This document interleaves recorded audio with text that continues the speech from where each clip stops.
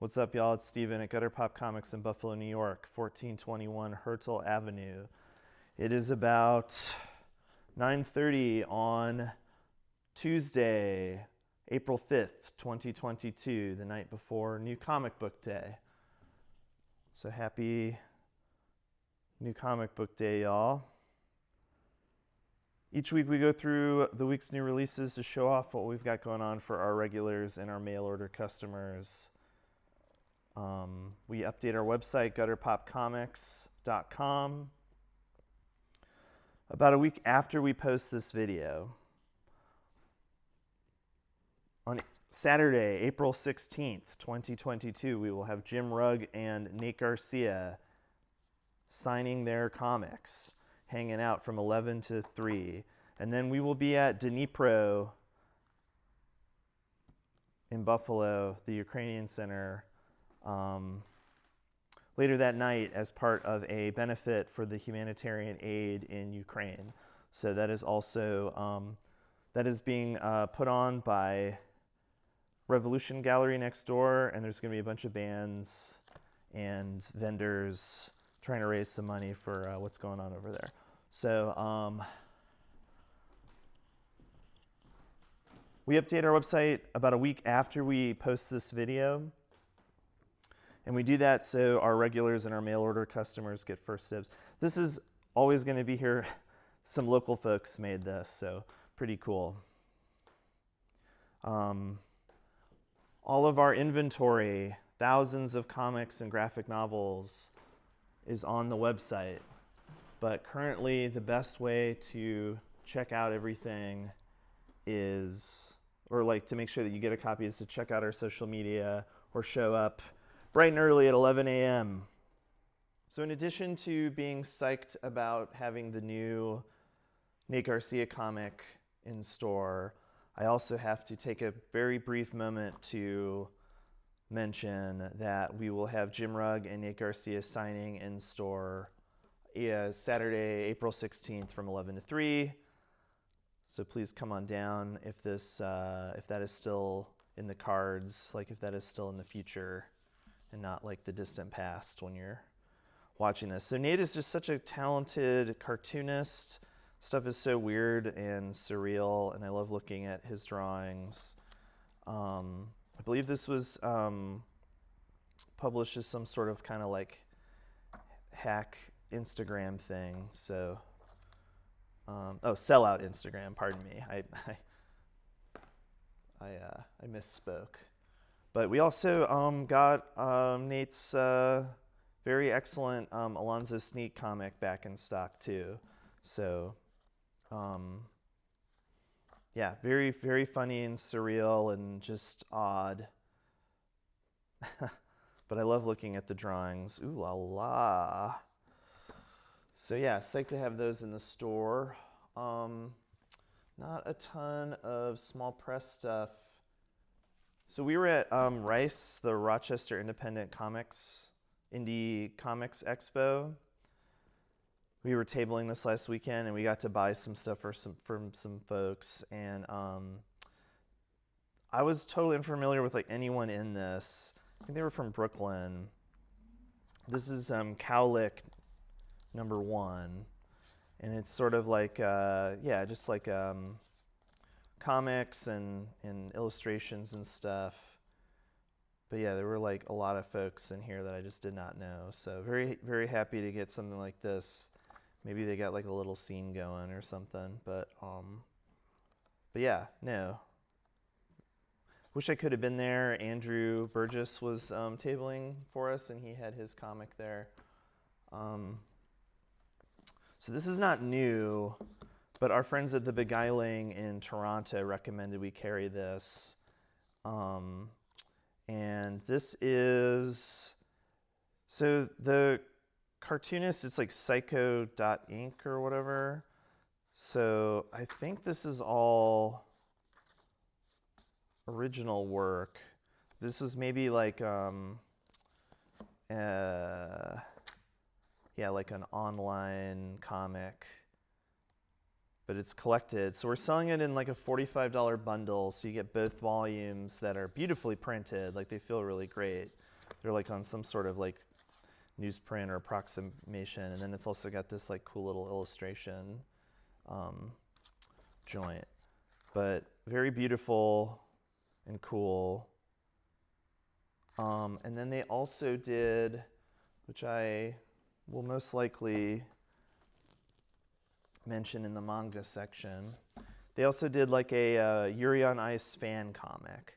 So Yuri on Ice is like a very beloved anime that I forget what it's like. I believe it's like 2 women who worked on it. I know that one of them has a manga called Again that's really good, and then yeah, like the other, like the one of the lead animators, I was kind of learning about her from like Super Eyepatch Wolf, that YouTube channel I like. So it was like talking about her like history with drawing or like animating like motion, and just like, yeah, really nails the figure skating scenes in this. So yeah, really cool.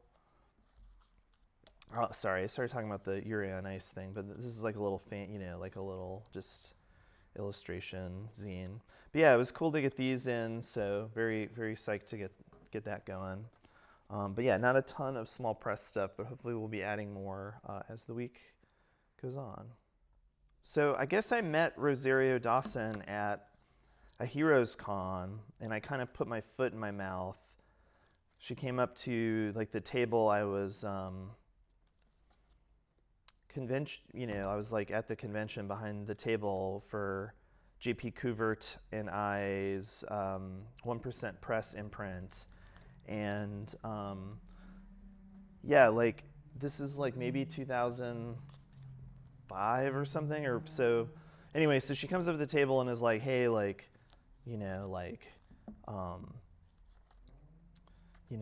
how, how's it going? How's the convention going? And I'm like, oh, great. How's it going for you?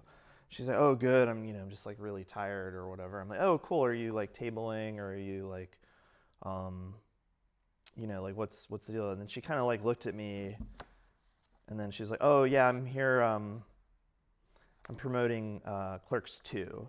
And then I was like, oh, and I had not heard that they were doing like another movie.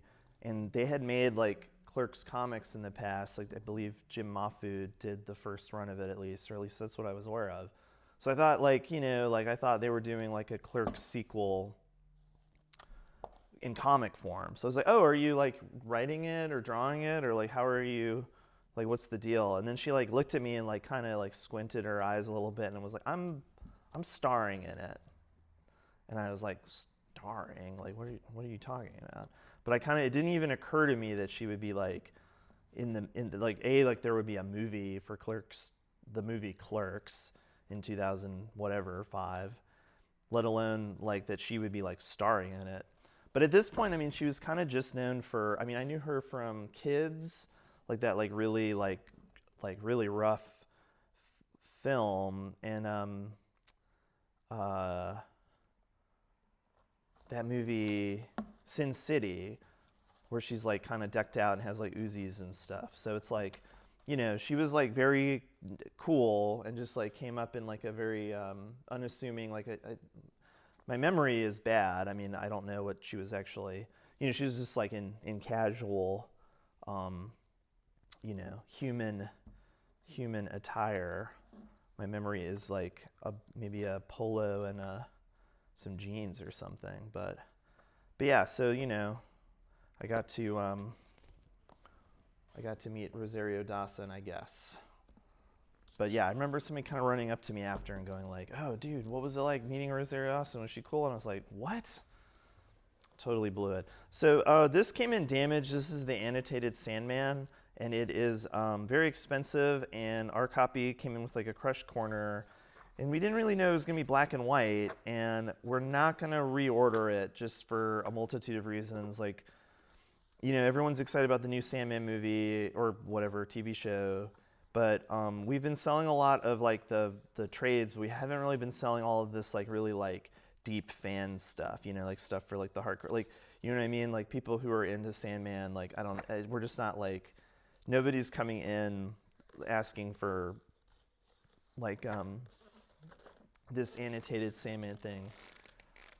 Okay, wow, it's only $50, which it's just a creaky old book, but it's like the first like 30 issues in black and white, 20 issues, so it's not quite as good of a deal. Doesn't really fit on the camera, but you can kind of see. So maybe somebody, if you're watching this, you know, we can order it for you, but we're not going to stock this just because, yeah, I don't know. You know, we just we don't have like unlimited funds, unfortunately, and we just noticed that we've been ordering a lot of Sandman, and a lot of it was kind of just sitting on the shelf.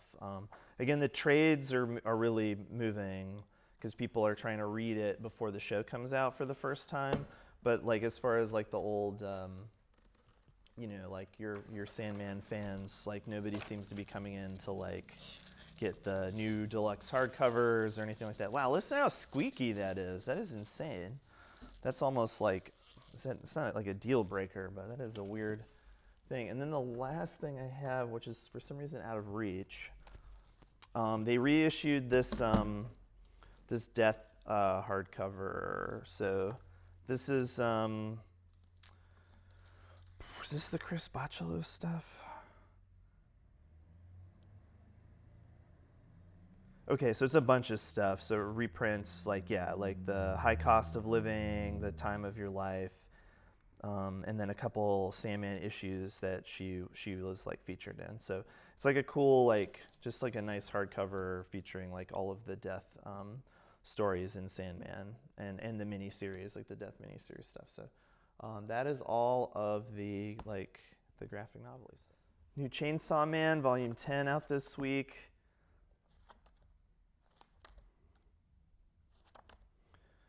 Pretty gnarly. New Jujutsu Kaisen. I just started watching the anime, and I was hoping to get caught up to see the movie screened at the North Park across the street, and I totally missed it, only to find out that I could have like basically watched the, like that the movie's like maybe a prequel or something, so I could have just like watched it. So it would have been really cool to see it on the big screen. Who doesn't feel like a lovesick Ellie from time to time? Oh man, just in love with this little weirdo. Yeah, we're gonna stock this in the kids section and the manga section, but very funny and weird, just like a lot of gag stuff, but yeah, very amusing. Volume 46 of the long-running Skip Beat manga. Volume 15 of Inspector, note the spelling. Damn, that title kind of hits me. Critically acclaimed creator of Sweet Blue Flowers and Wandering Sun. So or at least Wandering Sun is like one of the few like kind of like queer manga that I'm aware of that got a Western release. I don't know if they finished it or not, like the publication. I might be thinking of something else. So Shaman King getting volumes 22, 23, 24, like getting a nice omnibus 3-in-1 edition. And this is not really manga, but it is a Yuri on Ice fan book. So our friends at The Beguiling in Toronto recommended that we stock some comics from PsychoInc.Inc. And so this is like a really beautiful like fan comic about a very popular anime. And if this looks cool to you, we also got in some of their original work that we'll show off in the small press section. So depending on how I decide to compile this video. All right, for kids books and like middle grade to young adult stuff. First up, we have Little Monarchs by Jonathan Case. I was really blown away by the look of this thing. Looks like it was just one person who did it. Or, I mean, you know, certainly I didn't actually look, y'all. I mean, it says Jonathan Case all up in big type. But it's just got like this really great like look to the cartooning. And I love the like washi, or like, I don't know what this is, but like the yeah, the coloring is pretty exceptional. So it's a very beautiful looking book. Almost get like Jaime Hernandez vibes, or just, I don't know, I can't quite pinpoint it, but it's really, really beautiful. But it looks really cool. Wow, 50 years since sun sickness wiped out all mammal life on Earth. Dang. But yeah, that looks pretty exceptional. So that's something worth flipping through for sure. Another one that caught my eye. I don't know Jade Armstrong, but this looked really good. I was not a band kid. I kind of regret that, you know, like, just like, or I don't know. I mean, there was just such a distinction. It was like theater kids, band kids, the Yaks, and then everyone else. I desperately wanted to be like an art kid, or like somebody who the art teachers took seriously, but they just didn't. I could never. I don't know. I mean, I just was really bad, I guess. So, but I remember I just never really had a crew or a thing to apply myself to. But yeah, that looks really cool and would definitely click with somebody. This one's a bummer, Dead Mom graphic memoir, but could definitely you know, connect with someone dealing with loss, dancing at the pity party. But yeah, just wow, dang. No, I think it's really cool when people go for it like this. I mean, there's that Anders Nilsson book where he chronicles his partner passing, and it's just like devastating and so real. But yeah, no, this is really cool. So that's pretty beautiful. Dancing at the pity party. Then Doomsday Camp. A lot of post-apocalyptic stuff in kids and YA. I'm noticing like zombies and really scary stuff is just like in kids, like that's like just in kids media now or something. I think they're doing like there's like a push. Maybe there's like a Super Pets movie or something coming out, but so we, you know, stocked up some. I don't know I don't know what this stuff is. Like, I don't know. I guess that's probably what the character. This must be the movie. I bet this is the movie, and then this is just like them drawing that stuff. But so yeah, we, you know, stocking up on that stuff, and then a couple things that, you know, like kind of in different. We have in different sections, but Marvel does these really great Mighty Marvel Masterworks where they print old stuff, so it's perfect for, you know, people who are interested in the old comics. It's like $16 for 9 issues, but it's also cool if if kids, you know, resonate or want to know what the old stuff is like. I don't know how interested kids are in these. You know, some kids really respond to it. Others, you know, I can only imagine how stiff and weird it is. And then this is like something that we keep in our manga section, but is also like perfectly acceptable for kids. I mean, you can see the stuff that they're like Sue and Tai-chan, and I don't think we actually have this book anymore, Yuzu the Pet Detective, but we did at one point. I mean, I guess they're just promoting all of the stuff they publish in the back, but I do feel like it's like more in this zone. Like, it's just like gag stuff, and it's just like, you know, funny, weird penguin like lives in the house, penguin in house. Like, it's pretty great, pretty good stuff. Okay, that does it on the kids stuff. So before we get into the comics, Jim Rugg will be here Saturday, April 16th, 2022, signing comics. So I'm struggling on how to go through the new releases. I don't think this is a good idea for me to just pile them up here, but we'll see.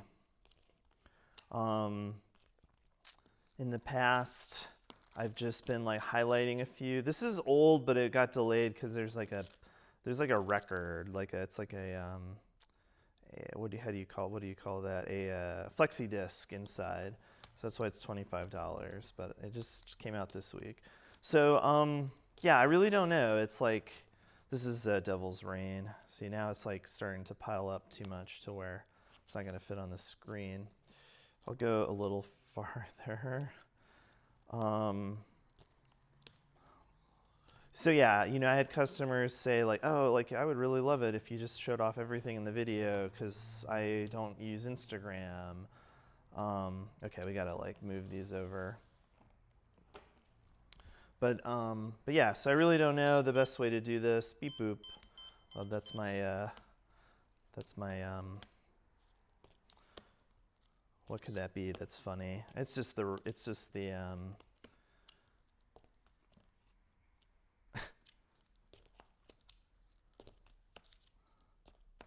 sorry, that really threw me off, but I'm just, I don't feel like staying super late tonight, so I'm just gonna rock it on these.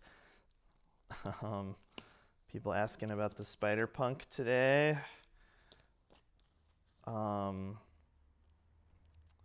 Guess I'm almost done. So yeah, typically I don't do this, but yeah, if anyone has any requests or ideas, that's a big one. So this is issue 2. Guess I couldn't quite make it all the way to the end. Oops, that got out of order, but remember this guy? Jack of Hearts or something? I think I have some of those comics in my house. So yeah, almost made it to the end without totally blowing it. But yeah, I'm just not sure the best way to showcase this stuff. But a lot of new issues, some good issue ones this week. Yeah, feel free to let me know what you want to see in this section. But that is at least the A cover of everything we got. So if you want to follow our Instagram or Facebook, we typically show off more of what we've got going on for the single issue comics. All right, y'all. Thanks so much for hanging out. Got a couple toys. Got America Chavez from the movies. We got like the Vision from the movies, and then Katsuki Bakugo from the movies. Really nailed his likeness.